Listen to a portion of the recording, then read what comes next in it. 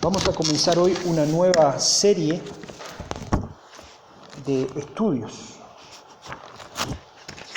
Vamos a ir a la epístola de Primera de Juan. Hoy vamos a comenzar a hablar sobre Primera de Juan. Terminamos de hablar de Ruth. Fue una serie interesante de mensajes, la de Ruth, por lo menos para mí que los tuve que preparar. Fue bastante interesante, me quedé con varias cosas que guardo en mi corazón y en mi mente sobre la soberanía y la redención del Señor, sobre la Gesed, ¿se acuerdan que repetimos mucho eso? Sobre la misericordia de Dios, ese amor leal, la Gesed para nuestras vidas. Y terminamos de trabajar el libro de Ruth entendiendo, espero yo que todos hayamos entendido eso, que el Señor es soberano, que las circunstancias de la vida a veces son más dulces y a veces son más amargas, pero que Dios siempre está en el control de todo. Y Él fue manejando toda la historia dentro del tiempo de Ruth, trayendo a una moabita, a una extranjera, uniéndola con vos, y a partir de ahí el linaje de Jesús. ¿Sí? Llegó Jesús gracias a ese encuentro providencial dirigido por Dios. Y ahora vamos a pasar al Nuevo Testamento y vamos a ir a Primera de Juan. Vamos a hacer una serie de estudios sobre Primera de Juan y hoy vamos a comenzar con la introducción. Primera de Juan capítulo 1, del 1 al 4. Como saben, cada vez que comenzamos una nueva serie de estudios, dedicamos un tiempo mayor a hablar sobre el contexto del libro para que podamos entenderlo. Sí, entonces hoy es esa predicación donde vamos a sacar algunos puntos, algunas verdades, pero también nos vamos a detener un poquito en el contexto para reconocerlo y entenderlo un poco mejor. Cuando estaba haciendo esto el otro día, puse unas palabritas que están ahí en griego, que no las entendemos así a simple vista. Están en griego, pero no se preocupen, las vamos a ir conociendo. Son palabras que seguro que han escuchado, a veces han escuchado, y que hacen parte de la esencia de lo que es el cristianismo. Y esas palabras aparecen mucho en Primera de Juan. Acá dice koinonía. Koinonía. ¿Escucharon esa palabra alguna vez? Koinonía, ¿verdad que sí? Comunión, significa comunión. Lo que acabamos de compartir juntos, ¿sí? El estar juntos en comunión recordando el sacrificio del Señor. Adelphos es hermanos, se repite mucho la palabra hermanos. Ágape, amor, aquella que está allá al final. Esther y yo la tenemos que saber. Zoe, aquella última de allá es Zoe, significa vida. Vida, Zoe significa vida. ¿Y cuál me falta? Acá, aletheia o aletheia, es verdad. Muchas palabras hay, obviamente está todo escrito en griego koiné, pero estas son algunas palabras que se repiten mucho. Entonces, durante todo el estudio de Primera de Juan vamos a ver estas palabras como centrales. ¿Y de qué habla el libro de Juan? Ahora vamos a ir a las ideas en sí, pero básicamente es una muestra o es una prueba donde la iglesia y los cristianos se tenían que reflejar. Dicho de otra manera, Juan escribió diciéndole a la iglesia: esto es así y esto no se puede hacer. Si vos decís que sos esto, entonces demostralo de esta manera. Y el que hace tal cosa, entonces no es de Cristo. Y yo parado del otro lado como iglesia, recibiendo eso y viendo, digo, wow, ¿estoy haciendo las cosas bien? ¿Estoy en la verdad o estoy en el error? Entonces, las epístolas de Juan son epístolas donde tenemos que reflejarnos y ver si estamos haciendo las cosas bien. Entonces, durante todo el estudio que vamos a hacer estos meses, la invitación que te hago es a que vos y yo hagamos un análisis constante. Cada mensaje, que cuando terminemos el mensaje, cuando nos vayamos a casa, que analicemos si estamos haciendo las cosas en verdad, como nos pide la palabra de Dios, o si estamos haciendo las cosas equivocadamente. Porque puede pasar, sin mala intención, pero nos podemos estar equivocando. Entonces la epístola de Juan sirve para eso, para contraponer nuestras decisiones, lo que hacemos y nuestra forma de pensar para ver si estamos haciendo las cosas bien. Pero vamos a leerla. Vamos a leer los primeros 4 versículos del capítulo 1. Lo que existía desde el principio, lo que hemos oído, lo que hemos visto con nuestros propios ojos, lo que hemos contemplado y lo que han tocado nuestras manos, esto escribimos acerca del Verbo de vida. Y la vida se manifestó. Nosotros la hemos visto y damos testimonio, y les anunciamos a ustedes la vida eterna que estaba con el Padre y se manifestó a nosotros. Lo que hemos visto y oído les proclamamos también a ustedes, para que también ustedes tengan comunión con nosotros. En verdad, nuestra comunión es con el Padre y con su Hijo Jesucristo. Les escribimos estas cosas para que nuestro gozo sea completo. Hasta ahí vamos a leer hoy.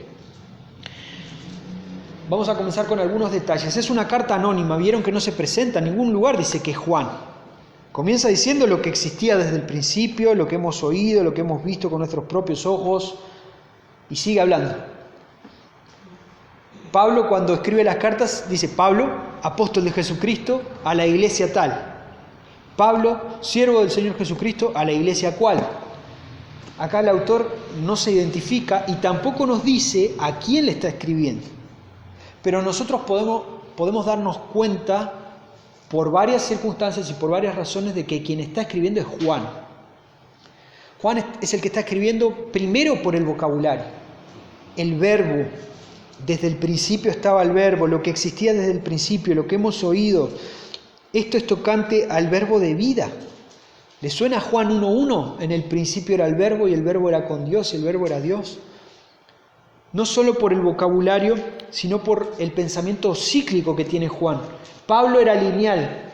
Pablo comenzaba por acá y empezaba a trabajar algunas cosas. ¿Se acuerdan cuando estuvimos trabajando el año pasado 2 de Corintios? Estuvimos estudiando 2 de Corintios y vimos cómo Pablo arrancaba saludando a la iglesia y tratando esto despacito, y después se iba metiendo cada vez más en los problemas y los problemas graves y serios, y está el clímax del libro, porque es lineal Pablo.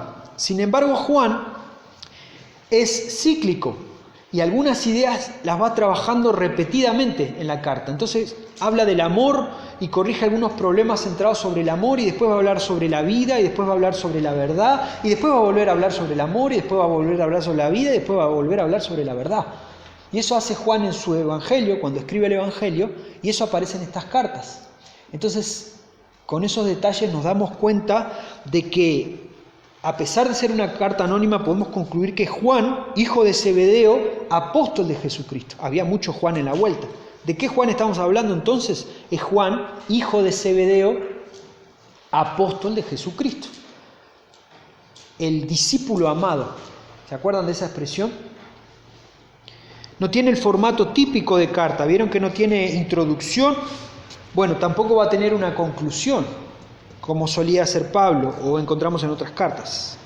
Sin embargo, nos damos cuenta de que, a pesar de que no tiene introducción, un saludo inicial, nos vamos a dar cuenta a lo largo de la lectura de la carta que el apóstol Juan, el autor de la carta, conoce bien a quién le está escribiendo. ¿Sí?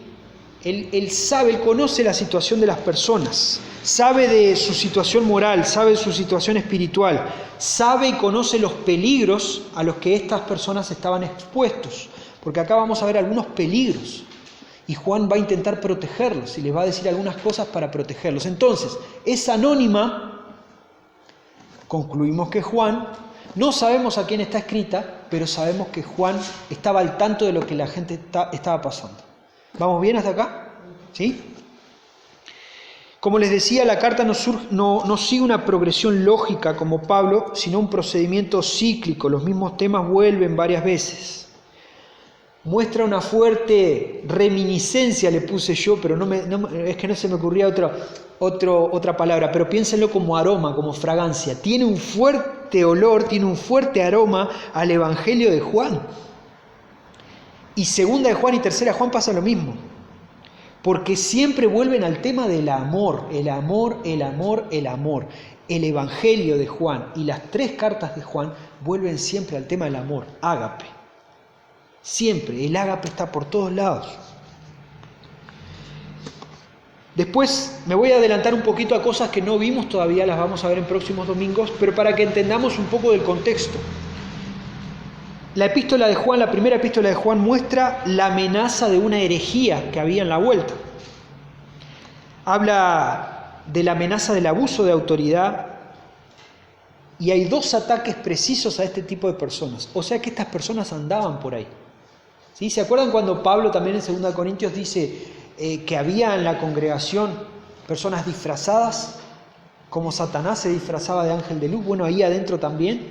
Bueno, acá Juan nos va a mostrar a lo largo de la epístola que esta gente estaba en riesgo por algunas personas que eran herejes, que abusaban de la autoridad que tenían, y hay dos ataques precisos en el capítulo 2 y en el capítulo 4 a esas personas. Quiere decir que las personas andaban por ahí todavía. Pero bien, ¿qué herejía había en la vuelta? ¿De qué estaba intentando proteger Juan a los hermanos de la iglesia? Probablemente sea de los gnósticos. ¿Quiénes eran los gnósticos?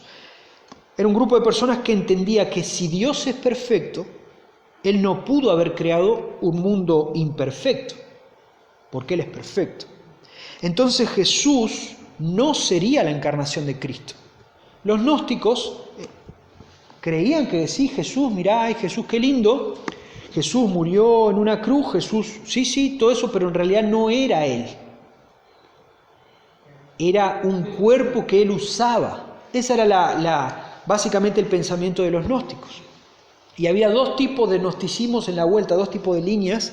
No sabemos a cuál Juan le estaba escribiendo, pero se las voy a comentar a las dos. Una era el docetismo. Miren, fíjense lo que decía el docetismo y fíjense y tráiganlo al presente a ver si ustedes conocen a alguna persona así. Yo conozco algunas personas que piensan esto, que Jesús solo tuvo la apariencia de un cuerpo, pero no uno verdadero. En realidad el cuerpo de Jesús no era humano de verdad. Eso es lo que creían los docetistas. Y hay algunas personas que siguen creyendo eso hasta el día de hoy. La palabra docetismo viene del griego dokein, que significa parecer. O sea, Jesús se parece a un humano, pero no es un humano. Eso es lo que los docetistas creen. Para ellos Jesús no era una persona real, tenía la apariencia de alguien real, y quien murió en la cruz en realidad fue Simón de Cirene. ¿Ven el pensamiento docetista? Eso creían estas personas, algunas de estas personas, porque para ellos si Dios es perfecto, el Cristo, el Mesías, no pudo haber muerto en una cruz, no pudo haber encarnado en un cuerpo imperfecto. Otra de las corrientes gnósticas de la época era el cerintianismo, que venía por Cerinto de Alejandría, de ahí el nombre.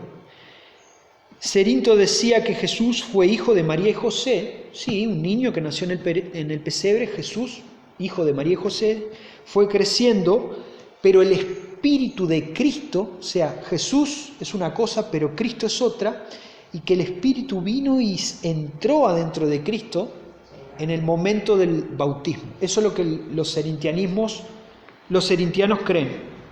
Y justo antes de la crucifixión se fue. Estos gnósticos tenían esas ideas, y esas ideas estaban dentro de la iglesia. Por eso que para Juan son una amenaza terrible. Y por eso que Juan quiere proteger a la iglesia de eso. Pero sobre todas las cosas, ¿cuál era el problema principal de los gnósticos? Que es un problema que sigue estando hasta nuestros días y que está dentro de nuestras iglesias. Los gnósticos colocan el conocimiento, gnosis, por encima del amor y afirman que no pecan.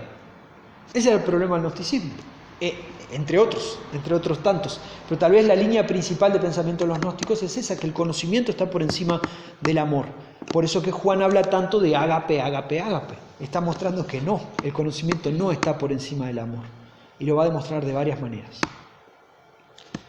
El apóstol afirma en el capítulo 4 que el verdadero conocimiento, gnosis, está subordinado al amor, está por abajo del amor.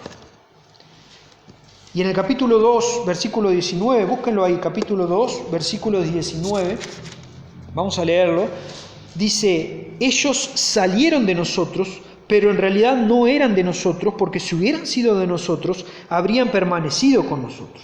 Pero salieron a fin de que se manifestara que no todos son de nosotros. Cuando lleguemos a estudiar este capítulo lo vamos a entender mejor. Pero ¿saben lo que está diciendo Juan acá, lo que nos está contando? Que esta gente era de la iglesia. Ellos eran de nosotros. Y se terminaron yendo. Es una muestra de que estos herejes, estas personas que creían que en realidad Jesús no había encarnado, que vino el Espíritu de Cristo y se metió adentro de un cuerpo, del cuerpo de Jesús, pero lo dejó antes de la crucifixión. Todas estas personas estaban en la iglesia, habían sido miembros de un grupo cristiano, pero sin ser cristianos, sin ser creyentes. Entonces, vamos entendiendo más o menos el panorama. La negación de que Jesús era el Cristo los coloca fuera de la comunidad de fe y los agrupa juntamente con los anticristos. No es una expresión mía. Primera de Juan va a hablar de los anticristos. No el anticristo solamente, sino los anticristos. Y Juan coloca a estas personas en ese grupo. ¿Por qué los veía como anticristos? Porque negaban que Jesús y Cristo fuesen la misma persona, que Cristo hubiese encarnado. Entonces ya no hacen parte de la comunidad de fe, hacen parte del grupo de los anticristos. Eso lo vamos a ver en el capítulo 2, 18 y 22 y en el capítulo 4, cuando estudiemos eso. Ellos negaban la encarnación, lo vemos en el capítulo 4. Eran inicuos, lo vamos a ver en el próximo estudio de aquí a 2 domingos. Les falta amor. Capítulo 4 habla mucho de eso, y tienen el espíritu del anticristo. El capítulo 4 también habla sobre eso. Entonces, delante de estas circunstancias, delante de este grupo peligroso y hereje, ¿qué hacer? Y ahí Juan marca a lo largo de su epístola 3 marcas distintivas de un verdadero cristiano, que son las que vamos a repetir durante todo nuestro estudio. Jesús es verdaderamente el Cristo que encarnó, verdad número 1. Y se las estoy diciendo antes de estudiar inclusive, porque van a ver que se repiten por todos lados. Primero y principal, una marca de un verdadero cristiano es entender que Jesús se encarnó. Jesús es el Cristo encarnado. Segundo, una marca verdadera de un cristiano es la obediencia a los mandamientos de Dios a través de Jesús. Porque algunos querían obedecer a Dios, pero sin creer que Jesús había encarnado. Y Juan lo que va a mostrar acá es, si vos querés obedecer de verdad a Dios, esa obediencia viene a través de Jesús. No podés obedecer a Dios y negar a Jesús. Esa es la segunda marca de un verdadero cristiano. Obedecemos a Dios a través de Jesús.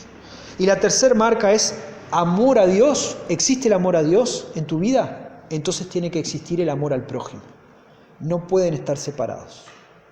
Recuerden a quién le estaba hablando Juan, a personas de una iglesia que estaban expuestas a ideas de otras personas que decían que el conocimiento estaba por encima del amor. Entonces no es importante amarnos, Sonia, sino para ellos lo importante era quién sabía más. Y Juan marca y dice que un verdadero cristiano, una de sus marcas distintivas es que si ama a Dios, ama al prójimo también. Y eso está por encima del conocimiento. El primer punto que vamos a recordar y ver hoy es algo que estoy seguro que nosotros sabemos, que Jesucristo es Dios. Jesucristo es Dios. Es algo que nosotros sabemos, es algo que nosotros reconocemos, pero es algo que tal vez por ahí en algún momento nos podemos olvidar o dudar. Yo creo que no. Pero si ese es el caso, espero que con la lectura de esta carta y de estos textos recordemos y entendamos la importancia y la veracidad de esta definición. Jesucristo es Dios. Estas personas que no sabemos dónde vivían, no sabemos cómo se llamaba su iglesia, no sabemos quién era su pastor, quién era el anciano de la iglesia o los ancianos de la iglesia, no sabemos quiénes son, pero lo que sabemos es que estaban expuestos a un grupo de personas herejes, gnósticas, que dudaban de que Jesús fuese Dios. Recuerden, Jesús era un niño común y corriente para ellos. Cristo, que era el Mesías, era otra persona y entró en el cuerpo de Jesús en el bautismo y se fue antes de la crucifixión. ¿Se acuerdan lo que acabamos de hablar? Por eso que Juan comienza enfatizando esto indirectamente, pero comienza diciendo lo que existía desde el principio. Es acerca del verbo de vida. Jesús, como dice en Juan, en el Evangelio, en el principio era el verbo y el verbo era con Dios y el verbo era Dios. La Reina Valera dice lo que era desde el principio. La NBI dice lo que ha sido desde el principio. La NTV, la Nueva Traducción Viviente, dice les anunciamos al que existe desde el principio. Todas dicen lo mismo, todas se refieren a lo mismo porque la traducción es bien clara. Les voy a contar y vamos a hablar todo lo referente a aquel que está desde el principio. Está hablando de Dios el Padre. No, porque en el final del versículo 1 dice, esto es referente y tocante al verbo de vida, a Jesús. Se dieron cuenta, ya lo comparamos con Juan 1.1, pero se dieron cuenta que también tiene una fuerte reminiscencia, un fuerte aroma a Génesis 1.1. En el principio creó Dios los cielos y la tierra. En el principio era el verbo y el verbo era con Dios.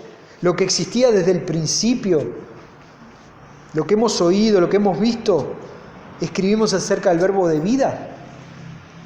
Juan lo que hace automáticamente al comenzar su carta es mostrarnos que Jesús estaba desde el principio. Visto, oído, contemplado, tocado, estos anunciamos, dice Juan. Pero ¿quiénes fueron los que oyeron, los que vieron, los que contemplaron, los que tocaron a Jesús? ¿Quiénes fueron? Los apóstoles. Entonces nosotros los apóstoles les anunciamos. ¿Y a quién anunciamos? Al verbo de vida. Todo esto que les estoy hablando nos da el punto de arranque de la epístola y está todo en el versículo 1. Vamos a hablar de el verbo de vida. ¿Quiénes vamos a hablar? Nosotros. ¿Y nosotros quiénes? Los que vimos al verbo de vida, los que tocamos al verbo de vida, los que escuchamos al verbo de vida, los que contemplamos al verbo de vida. Vamos a hablarles sobre él. Y lo primero que le vamos a decir es que estaba desde el principio. Desde la creación ya estaba ahí. Existe eternamente, y esta es una declaración teológica importante que tenemos que entender. Existe eternamente Jesús. No es un ser creado por Dios. No es un ser creado por Dios. No es que estaba Dios Padre y Dios Padre creó a Jesús. Esa es una herejía. Jesús existe eternamente, no es un ser creado por Dios. Vemos también, sacamos del versículo 1, cuando dice que existía desde el principio, entendemos otra definición teológica importante, que es la eterna coexistencia de la segunda persona de la Trinidad, Jesús, Cristo, junto con el Padre y con el Espíritu. Es una eterna coexistencia. Son eternos. Juan lo deja claro, Génesis lo deja claro, hagamos al hombre a nuestra imagen y semejanza. Está en plural. Juan lo vuelve a dejar claro, en el principio era el verbo y el verbo era con Dios, y acá vuelve a dejarnos claro que el verbo estaba ahí. Y entendamos entonces que hay una eterna coexistencia en la Trinidad, Padre, Hijo y Espíritu. 100% Dios, algo que hemos escuchado siempre, ¿verdad? Eternamente coexistente. Y esta, de nuevo, lo repito, y esta es la tercera vez que lo repito, es una declaración teológica. ¿Qué quiero decir con esto? Que no es una declaración cronológica. A ver si lo consigo explicar mejor. Una declaración cronológica busca un inicio y un final, una línea de tiempo. ¿Dónde está? ¿Cuándo nació? ¿Cuándo lo crearon? ¿Cuándo se murió? ¿Cuándo esto? Esto no es una declaración cronológica. No estamos buscando acá el inicio de Jesús, porque existe eternamente, es coexistente con la Trinidad. Esta es una declaración teológica, es 100% Dios, en eterna coexistencia junto con el Padre y con el Espíritu. Los testigos de Jehová, no sé si conocen algún testigo de Jehová, pero los testigos de Jehová creen que Jesús es el primer ser creado. ¿Sí? Si hablan con algún testigo de Jehová, esa es una de sus marcas teológicas. que Dios creó a Jesús, es el primer ser creado. Nosotros los cristianos entendemos, los cristianos evangélicos entendemos que Jesús no es el primer ser creado. Jesús está en eterna coexistencia con el Padre y con el Espíritu porque Él es 100% Dios. Otros, no necesariamente los testigos de Jehová, esto ya, digamos que no es una corriente específica, sino personas que incluso están dentro de nuestras iglesias a veces, ven a Jesús como un revolucionario solamente, ven a Jesús como un libertador solamente, ven a Jesús como un profeta solamente, o ven a Jesús como un maestro moral solamente. ¿Vieron? Las 4 cosas que mencioné, Jesús fue eso, es eso. Jesús es un maestro, Jesús enseñó sobre algunas pautas y normas morales. Jesús fue un libertador, es el libertador de nuestras vidas. Está claro que es eso, pero por eso le agregué solamente. Algunos vieron a Jesús solamente como un revolucionario, algunos ven a Jesús solamente como un maestro moral, pero no ven a Jesús como Dios. Y negar la divinidad de Jesús es negar el mensaje de vida, que es negar el Evangelio. Porque acá dice Juan, de nuevo, lo que existía desde el principio, lo que hemos oído, lo que hemos visto con nuestros propios ojos, lo que hemos contemplado, lo que han tocado nuestras manos, esto escribimos acerca del verbo de vida. Y más adelante va a hablar y va a recordar que todo lo que él va a hablar y lo que va a hablar sobre el verbo de vida es tocante a él, a Cristo. Y ese es el verdadero mensaje, el mensaje del Evangelio. Entonces, negar la divinidad de Jesús es negar el Evangelio. No se puede ser evangélico, no se puede ser cristiano y negar la divinidad de Jesús. Entonces, la primera pregunta que te hago, ¿quién crees vos que es Jesucristo? ¿Es Dios para vos? Tenés que empezar a pensar eso urgente. No asimiles eso como, bueno, me lo enseñaron en el discipulado, lo aprendí en la escuela dominical, yo creo eso porque, bueno, mi padre era cristiano y me lo dijo un día. No, el cristiano asimila eso y lo cree fervientemente y profundamente. Entiende que Jesús es Dios. Y cuando lee la Biblia y está viendo a Jesús sanando a alguien, Jesús no dejó de ser Dios. Cuando ve a Jesús comiendo, no dejó de ser Dios. Cuando ve a Jesús muriendo, no dejó de ser Dios.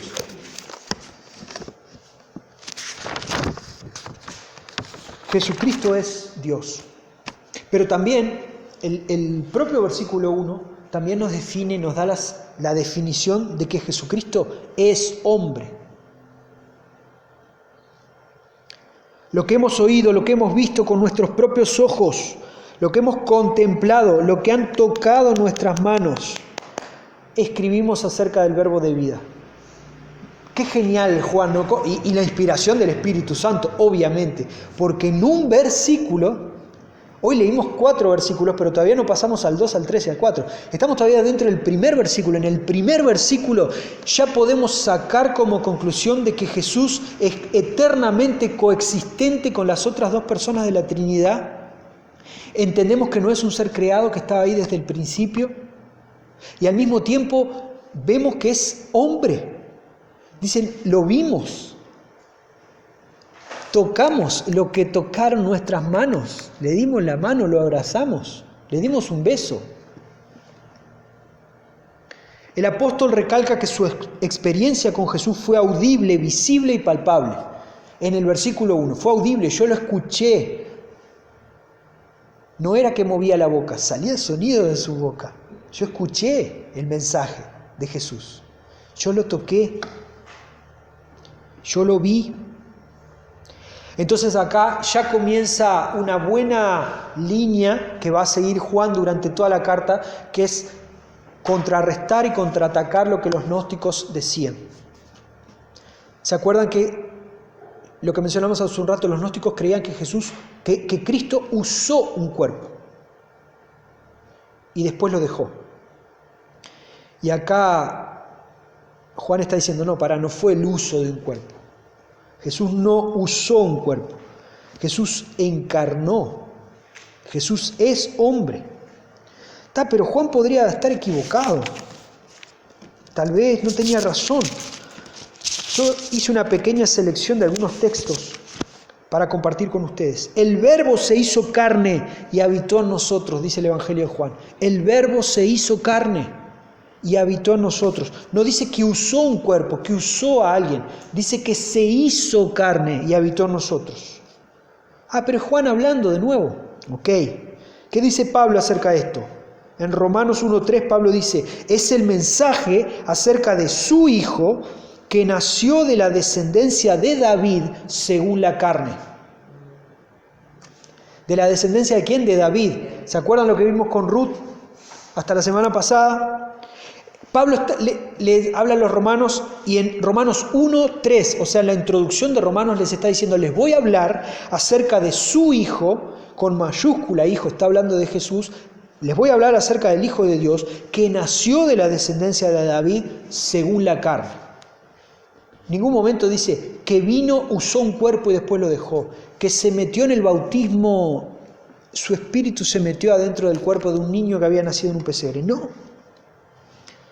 Y este es tal vez el himno más conocido de Pablo hablando sobre Cristo en Filipenses 2. Es más largo, pero yo recogí solo la parte que creo que conocemos todos, que recordamos todos, el cual, aunque existía en forma de Dios, no consideró el ser igual a Dios como algo a que aferrarse, sino que se despojó a sí mismo, tomando forma de siervo, haciéndose semejante a los hombres, y hallándose en forma de hombre, se humilló a sí mismo, haciéndose obediente hasta la muerte y muerte de cruz. Filipenses 2, del 6 al 8. El cual siendo Dios, el cual siendo en forma de Dios, no estimó eso como cosa que aferrarse, se despojó a sí mismo. Tomó forma de siervo, se hizo semejante a los hombres. Hallándose en forma de hombre, se humilló a sí mismo. Pablo lo recalca una vez más, Jesús es hombre. Vivió un nacimiento. Jesús nació. Cantamos, tenemos villancicos que hablan sobre eso. Sí, les di ahí 2 o 3 expresiones bíblicas, les di ahí 2 o 3 versículos, pero creo que todos sabemos y conocemos más textos que nos hablan sobre la encarnación de Jesús. Pero es importante recordarlo, que Jesús nació. Mateo 11, 18 y 19, miren lo que dice. Porque vino Juan, está hablando de Juan el Bautista, porque vino Juan que no comía ni bebía, y dicen, tiene un demonio.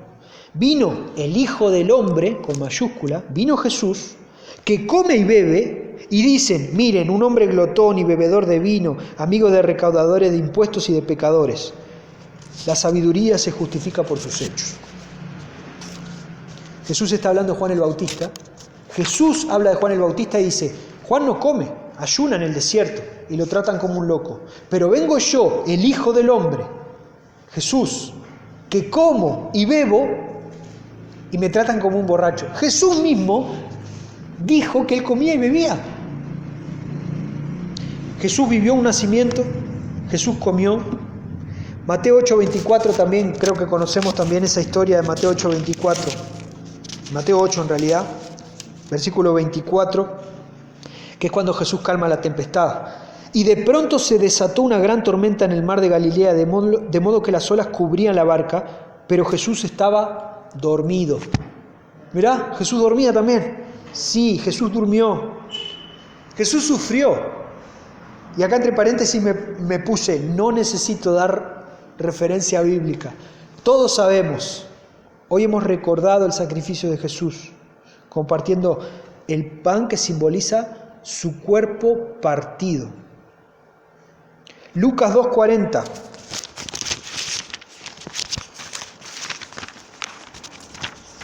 Lucas 2:40. Y el niño, con mayúscula, crecía y se fortalecía, llenándose de sabiduría, y la gracia de Dios estaba sobre él. Dice que el niño Jesús crecía y se fortalecía, llenándose de sabiduría y la gracia de Dios estaba sobre él. Jesús creció, se tuvo que fortalecer, creció como un niño, fue creciendo. ¿Qué otras cosas podemos destacar? Jesús se relacionó con otros. Jesús, ¿se acuerdan el versículo más corto de la Biblia? ¿Alguien sabe cuál es? Jesús lloró. Jesús lloró. ¿Y por qué lloró Jesús? Porque había muerto Lázaro. Se relacionó con otras personas y sintió el dolor de la pérdida. Vemos tantas veces a Jesús sanar a las personas y decimos, wow, es Dios, sí es Dios, 100% Dios, pero también es un hombre que está viendo a otro hombre sufrir. Lo sanó físicamente. De aquí que nace, de aquí que la teología, sacándole el jugo a todo esto, define que Jesús es 100% Dios y 100% hombre. Algo difícil de entender para nuestro cerebro, pero de nuevo es una declaración teológica, es un concepto que necesitamos entender y lo vamos a terminar de entender con nuestra cabeza cuando estemos con el Señor. Y Juan usa por primera vez en la epístola, vemos, y por eso lo destaqué acá, Jesucristo. Porque normalmente se hablaba de Jesús, el Cristo, o el Cristo, el Mesías, el Maestro. Pero Juan hace el énfasis en destacar, quiere destacar abiertamente Jesucristo. Jesucristo. Cristo Mesías y Jesús, el de acá, el que nació en el pesebre. ¿Y cómo lo llama Juan? Jesucristo. Lo vamos a ver en toda la epístola. Jesucristo, Jesucristo, Jesucristo. Juan usa el nombre Jesucristo. Y vamos, acá en la propia epístola, vamos rapidito al capítulo 4, lo vamos a ver después, dentro de un buen tiempo, pero nos conviene leerlo para lo que estamos trabajando hoy.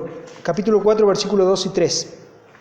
En esta parte del capítulo 4, Juan está hablándole a la iglesia, diciéndole que se tienen que defender de estos herejes. Y le dice en el versículo 2, en esto ustedes conocen el Espíritu de Dios. Todo espíritu que confiesa que Jesucristo ha venido en carne es de Dios. Y todo espíritu que no confiesa a Jesús no es de Dios. Y este es el espíritu del anticristo, del cual ustedes han oído que viene y que ahora ya está en el mundo. Entonces, es un criterio, el entender que Jesús es hombre, que Jesús se encarnó, también es un criterio para reconocer la herejía. El que no confiesa que Cristo vino en carne, no está en verdad. Y fíjense en los detalles, vamos a leerlo despacito de nuevo. En esto ustedes conocen el Espíritu de Dios. ¿Cómo sabemos si alguien es cristiano, si alguien tiene el Espíritu con él? Todo espíritu que confiesa que Jesucristo, la palabra Jesucristo, ha venido en carne, es de Dios. Vos y yo confesamos y entendemos que Jesús es 100% Dios y 100% hombre, entonces ese espíritu viene de Dios. Pero resulta que hay otro espíritu que no confiesa a Jesús. ¿Recuerdan? Jesús no confiesa a Jesús, entiende que Jesús no vino, no encarnó, entonces ese no es de Dios. Jesús es 100% Dios y 100% hombre. Vivió un nacimiento, comió, durmió, sufrió, creció como humano, se relacionó con otros, sanó a otros. Es Dios, es el Dios hombre, que es otro concepto teológico. El Dios hombre. Porque normalmente en las religiones es o es un hombre santo que está luchando para llegar a la divinidad, o es un Dios que no tiene nada que ver con los hombres. Y acá vemos el Dios hombre. Cuando estaba en el seminario, en mi último año que tuve que hacer mi tesis para graduarme, dentro de lo que yo estaba trabajando, trabajé un autor que se llamaba Moltmann, todavía vive creo, un teólogo alemán, que él tiene un libro que fue la base de mi monografía que se llama El Dios crucificado. Él no dice Jesús crucificado, el hombre crucificado. Al lado de Jesús había 2 hombres más crucificados. Pero él habla en ese libro, el título del libro es El Dios crucificado. 100% Dios y 100% hombre. Y por último, vamos a definir que Jesucristo es el mensaje. Hasta acá venimos bien, ¿verdad? Jesús es Dios, Jesucristo es Dios. Jesucristo es hombre. Y todo aquel que niega la encarnación de Cristo, todo aquel que niega a Jesús, caminando, encarnado, Dios encarnado, estando con nosotros, no tiene el Espíritu de Dios. Lo dice el propio Juan acá. Él define y está cuidando a la iglesia, y corrigiendo a la iglesia, y trayendo a la iglesia de nuevo a los rieles. Y para traerla a los rieles, en su introducción Él ya está definiendo. Nosotros creemos en un Dios eterno. Jesús es ese Dios. Jesús está desde el principio coexistiendo con el Padre y con el Espíritu. Y así de tamaño fue su ágape, su amor, que encarnó, se despojó y vino. Yo lo vi, yo lo oí, mis manos palparon. Y sobre Él quiero hablarles. Esto escribimos acerca del verbo de vida, y la vida se manifestó. Nosotros la hemos visto, damos testimonio, les anunciamos a ustedes la vida eterna que estaba con el Padre y se manifestó a nosotros. En el pasado, la vida eterna estaba con el Padre, estaba allá con el Padre, pero encarnó esa vida eterna que es Jesús, que vino en Jesús, y la vimos, y sobre esto anunciamos. Versículo 3, lo que hemos visto y oído, de nuevo, visto, oído, varias veces lo repite, esto les proclamamos también a ustedes, para que también ustedes tengan comunión con nosotros. En verdad nuestra comunión es con el Padre y con su Hijo Jesucristo. Les escribimos estas cosas para que nuestro gozo sea completo. Dijimos hace un rato que no existía introducción en este libro, pero si es que existe una introducción, es esta. Y Juan le está diciendo, vengo a hablarles del verbo que está desde el principio, y ese verbo encarnó, yo lo vi, lo toqué, mis manos lo palparon, lo escuché, disfruté con él. No solo yo, sino lo vimos, el resto de apóstoles. Y sobre ese mensaje venimos a hablarle. ¿Qué mensaje? Sobre la vida eterna que antes estaba con el Padre, que vino acá y ahora está con nosotros. Sobre eso quiero hablarles. Y si ustedes creen en eso, nosotros también necesitamos tener comunión. Y nuestra comunión es con el Padre también, y con su Hijo Jesucristo, a través del Espíritu. O sea, se completa todo. Jesucristo también es el mensaje del que Juan le estaba hablando a la iglesia, y es el mensaje para nosotros, es el mensaje proclamado por los apóstoles, es el mensaje de vida, es el mensaje del verbo de vida, es el mensaje del Evangelio de Jesús. Juan lo define de muchas maneras, pero Jesús siempre está ahí. No puede haber mensaje cristiano sin Cristo. No puede haber mensaje de vida eterna sin Jesús. Por eso vuelvo a mencionar a los testigos de Jehová. ¿Cómo hacen los testigos de Jehová para tener vida eterna? ¿Cómo creen ellos que hacen? ¿Qué hacen? Obras. Por eso los vemos siempre parados por ahí. Exacto. Obras, obras, obras, obras. ¿Por qué? Porque si sacás a Jesús de la ecuación, no hay vida eterna. ¿Cómo haces? ¿Entienden? Entonces Juan está recalcando esto y dice, Jesús, el verbo de vida, Cristo, el 100% Dios y 100% hombre, es la vida eterna. Él es ese mensaje, y sobre ese mensaje quiero hablarte, quiero proclamar esto a ustedes.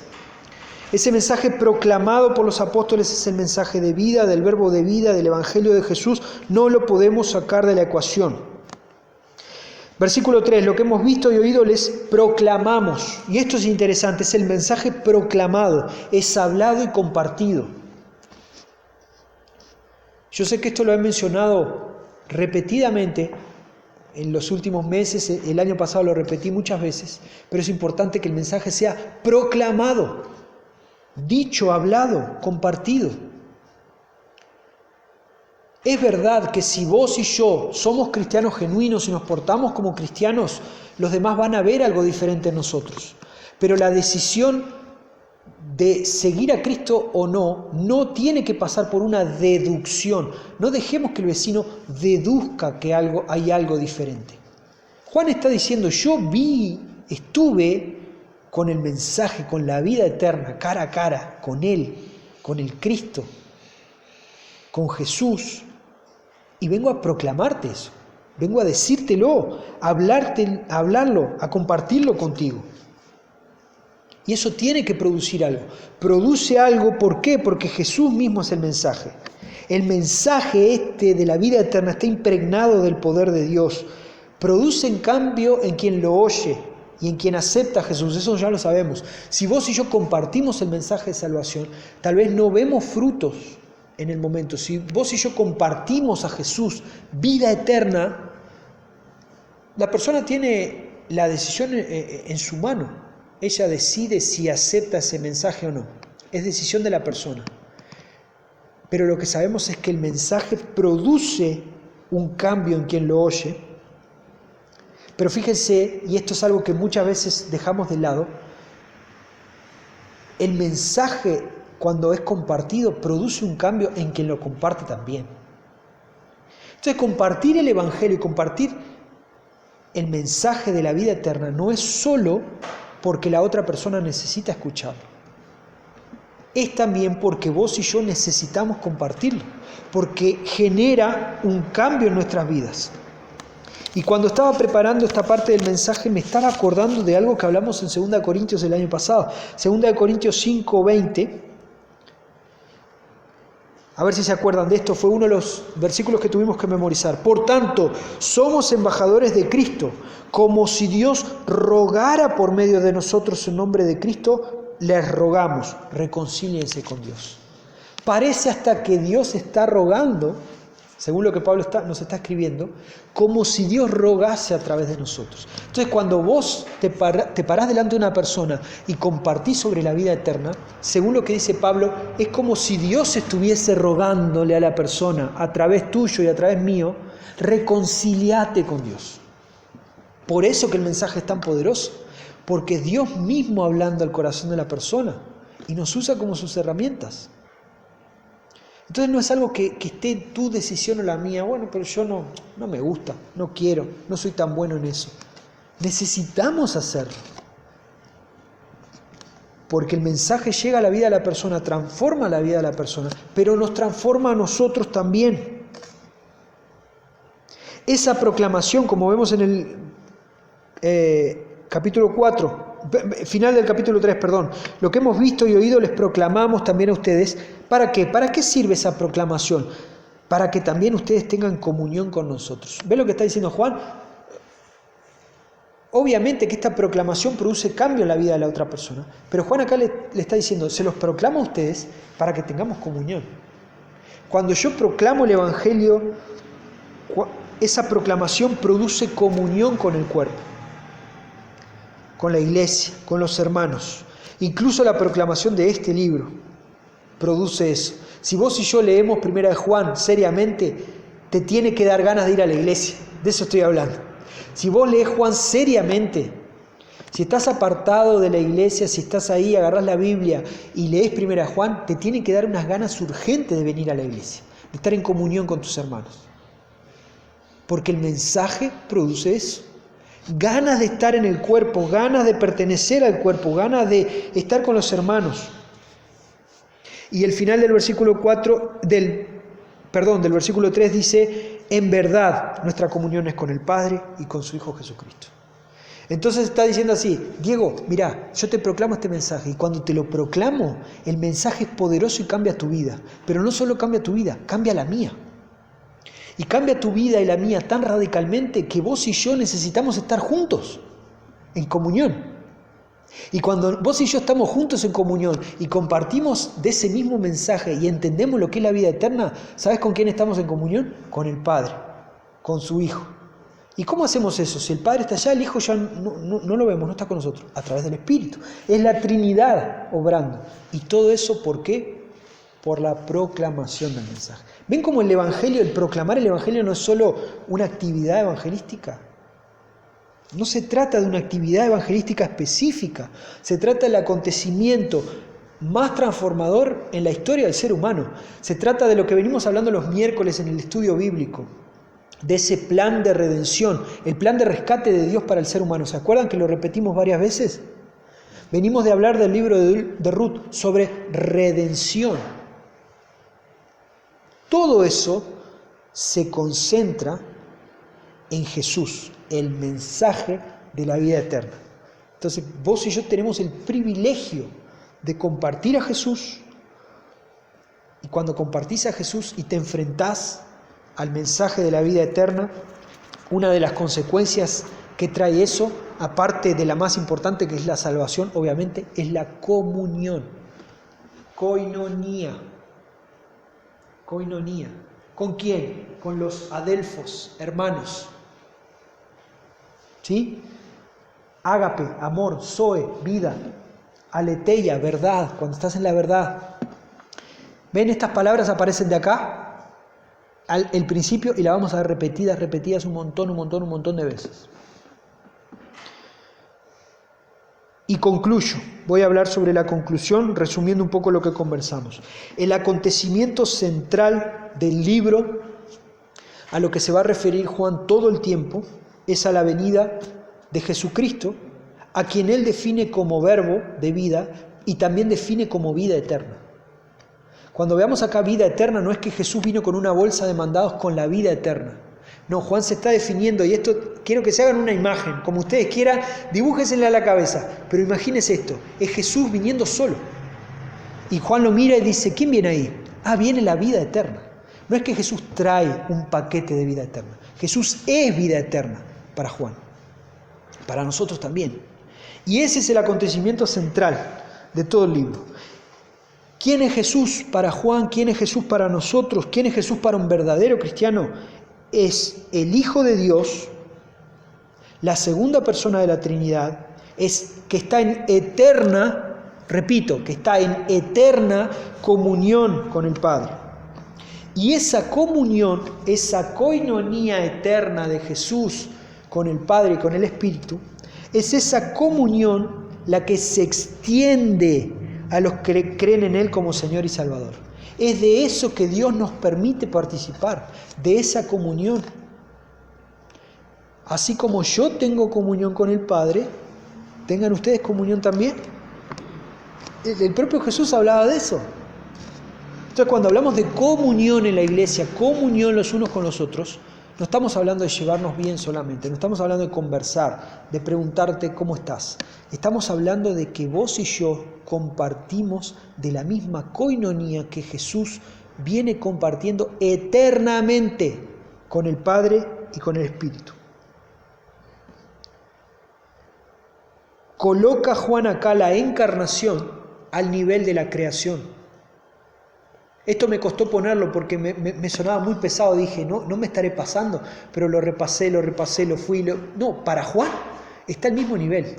En el principio creó Dios los cielos y la tierra. Y Juan dice, en el principio el verbo estaba con Dios.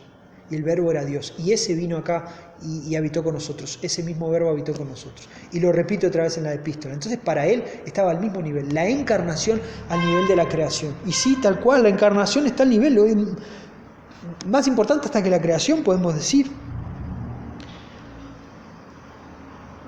Juan repite que ha oído, ha visto, ha contemplado, ha palpado, varias veces repite eso, y nos muestra la realidad humana de Jesús. Juan habla que el mensaje es el verbo de vida, es Jesús, el verbo encarnado. Y el versículo 4, y con esto ya finalizo, dice, les escribimos estas cosas para que nuestro gozo sea completo. Tener gozo. Juan, yo me pongo en el lugar de Juan y ¿qué estaba buscando? Él quería tener el gozo de que los lectores de esta carta tendrán verdadera comunión con los apóstoles, tendrán verdadera comunión con el Padre, con el Hijo, a través del Espíritu, por haber aceptado el mensaje que es Cristo. Y eso generaba gozo. Por eso que Juan dice, queremos que nuestro gozo sea completo. Mi gozo va a ser completo cuando vos entiendas la vida eterna, de tal manera que te quieras juntar conmigo y yo contigo y tengamos koinonía, comunión, la misma que tiene el Padre con el Hijo, y que nosotros tengamos comunión con Él. ¡Wow! Nuestro gozo va a ser completo. No hay nada que nos pueda avalar. No hay ninguna persecución, no hay ninguna violencia, no hay ninguna pérdida que nos pueda mover de ese gozo de estar en comunión con Dios. Entonces la koinonía, la comunión, es mucho más importante de lo que pensamos. ¿sí? Y vieron ya como en la introducción, Juan sacó su carta y llama a todo lo que los gnósticos creían, que el conocimiento era más importante que el amor. Juan acá está diciendo, no, amigo, la comunión, el amor, el ágape, es mucho más importante que la gnosis, el conocimiento. El conocimiento está subordinado. Lo que vos creas tiene que estar subordinado al amor, a la comunión y a lo que entendés que es el mensaje de vida. Entonces, en este primer mensaje podemos resumir que Jesús es Dios, es hombre y es el mensaje de vida eterna. Andá a casa y pensá, ¿quién es Jesucristo para vos? Yo voy a hacer lo mismo, ¿quién es Jesucristo para mí? Oramos.